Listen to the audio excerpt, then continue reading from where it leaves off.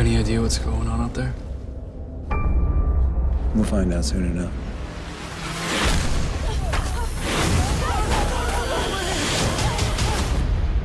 My name's Tommy Covington. If you are watching this, then I'm probably dead.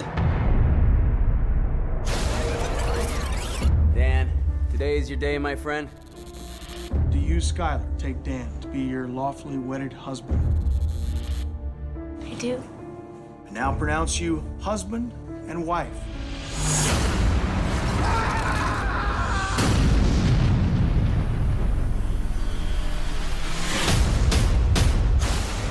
Their eyes! Did you see their eyes? You gotta stay together! What do you think killed all those people? The rapture. Reports are coming in from Lagos to Cape Town. It's happening everywhere. Revelations 9. The fifth angel sounded his trumpet and opened the abyss. What was that sound? Something's in the tree. It's up there. What is that? What is this thing? One of the fallen.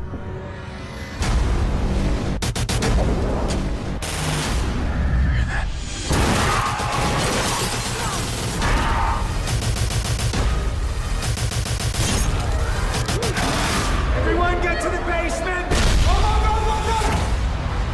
Everyone be quiet.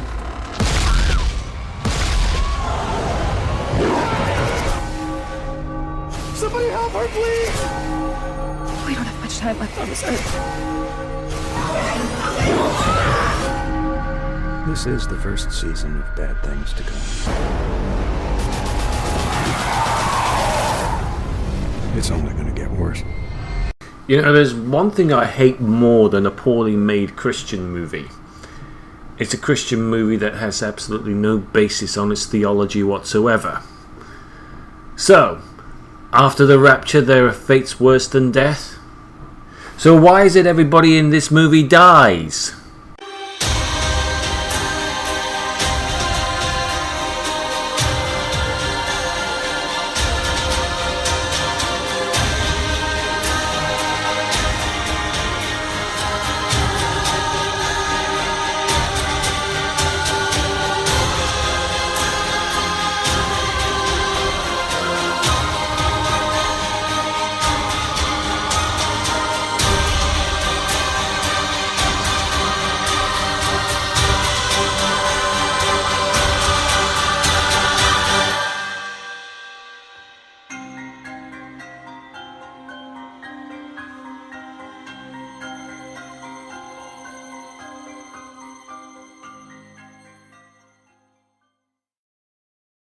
Oh sure, there are fates worse than death. I know, I sat through 83 minutes of such a fate. Oh, don't get me wrong, for an apocalyptic horror movie it has its scares, but those are mainly jump scares that make me feel like I'm sitting through one of the Five Nights at Freddy's games than what's supposed to be a Christian scare flick. Don't say a word, oh daughter of mine. So why do I sound more pissed off than confused Matthew after seeing a Marvel movie, you may be asking? Well, it's quite simple really. I may not be a Christian, but I do want my Christian movies when I watch them to stay somewhat faithful to the source material, loosely considering that the rapture is still in debate. But not this loosely! I mean, sure, it's very hard to take an end times movie, especially in the Christian camp, seriously these days, especially considering the over-top, unrealistic settings they present. Many of them are just science fiction films with a Christian message shoehorned in. But at least they try and make their interpretations fit the movie. Okay, with the exception of the Apocalypse series, but that's another review. Even Megiddo was written with more accuracy than this, and that's saying something, but the remaining? Excuse me for a minute, I need to fill this glass with water and drop it on the floor. I'm sorry, filmmakers, were you trying to be as deceptive as you could in your movie? Or didn't you even bother to read your source material? It's either or, because as a standalone horror flick, this is okay. But as a Christian flick, I'm horrified to even think that many Christians are pushing this as an apocalyptic vision of the Bible. Actually, I'm not that surprised, to be honest with you. I'm really not that surprised at all. Fundamental elements of religion, I have come to note, will stop at nothing to bring people into the fold in recent times. This has involved everything from scare tactics to downright lies. What, you want an example? Okay, fine. I really believe that the pagans and the abortionists and the feminists and the gays and the lesbians who are actively trying to make that an alternative lifestyle, the ACLU, People for the American Way, all of them who tried to secularize America, I point the thing in their face and say, you helped this happen. And Jerry Falwell is just one example. This movie is actually no different, but I digress, because if I go harp on about that for so long, I'm going to be at this video forever. No, what really bothers me is basically the biblical eschatology presented in this movie, which is completely wrong. This film is loosely based around Revelation chapter 9. I say loosely when I actually mean not at all. They reference it once and then throw the rest out the window. Okay, for those of you uninitiated in the book of Revelation, here's a recap for you. Then we'll get on to why this film is anything but Revelation 9. The fifth angel sounded his trumpet, and I saw a star that had fallen from the sky to the earth. The star was given the key to the shaft of the abyss. When he opened the abyss, smoke rose from it like smoke from a gigantic furnace. The sun and the sky were darkened by the smoke from the abyss, and out of the smoke came locusts down on the earth, and were given power of that of scorpions. They were told not to harm the grass of the earth or plant or tree, but only those people who did not have the seal of God on their foreheads. They were not allowed to kill them, but only tortured them for 5 months, and the agony they suffered was like that of the sting of a scorpion when it strikes. During those days people will seek death, but will not find it. They will long to die, but death will elude them. The locusts looked like horses prepared for battle. On their heads they wore something like crowns of gold, and their faces resembled human faces. Their hair was like a woman's hair. Their teeth were like lions' teeth. They had breastplates like breastplates of iron, and the sound of their wings was like that of the thundering of many horses and chariots rushing into battle. They had tails with stingers like scorpions, and in their tails they had the power to torment the people for 5 months. They had as a king over them the angel of the abyss, whose name in Hebrew is Abaddon, and in Greek is Apollyon. That is the destroyer. The first woe is past. 2 other woes are yet to come. I'm sorry, but I can't believe this, but as an unbeliever, I'm educating the believers who made this movie what they want people to believe by their own standards is both unbelievable and a lie, even though I don't personally believe that what they should believe to be true. First of all the timing is wrong if we're to go by the traditional, long-accepted eschatological timetable. And yes, there is one, ironically created by the people who made the Thief in the Night series.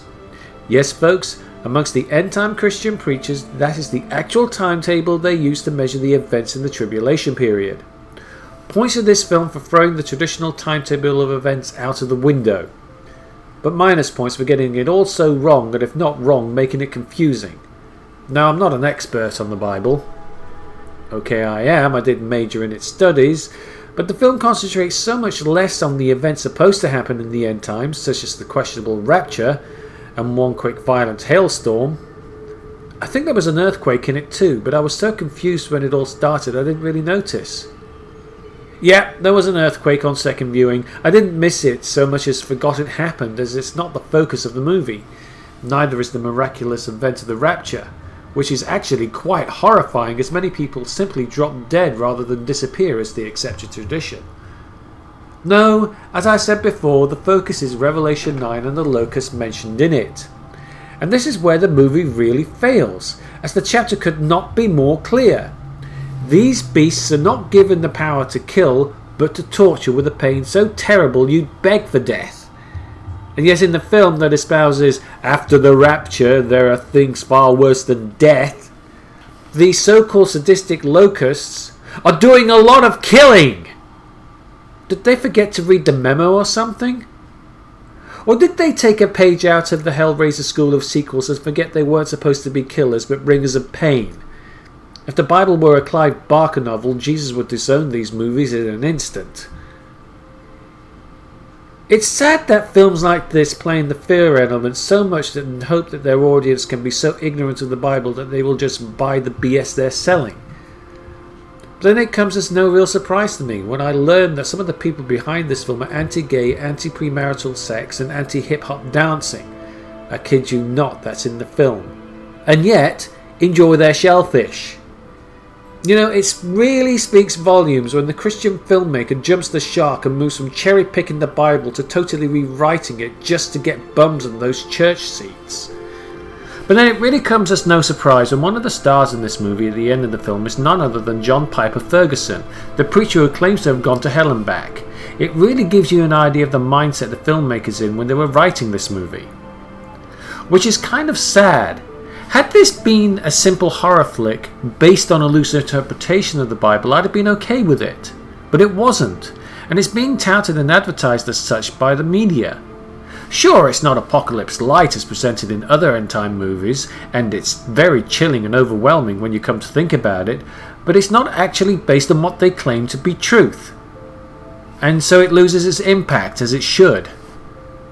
I have no idea how else to end this movie review, so I'll just quote Indie Christian Review from his Facebook post on the topic of end-time movies, as I can't think of a better way to come out of this movie without insulting the intelligence of the people who both market it and believe it to be literal. Since then, every generation of believers, including the apostles, thought Jesus would return in their lifetime. So far, we've been wrong for 2,000 years. And even if we are in the end times, the chances are it's not going to play out anything like how we expect with our finite understanding, no matter what eschatology you adhere to. Instead of being so focused on being proved right about how bad the world's getting, I think we should focus on fixing the myriad of problems with the church so that we can be more effective in showing the people the way to salvation. To quote Rich Cristano's End of the Harvest, the end of the world comes for people every day. What are we going to do to make sure that they are on the right side of eternity?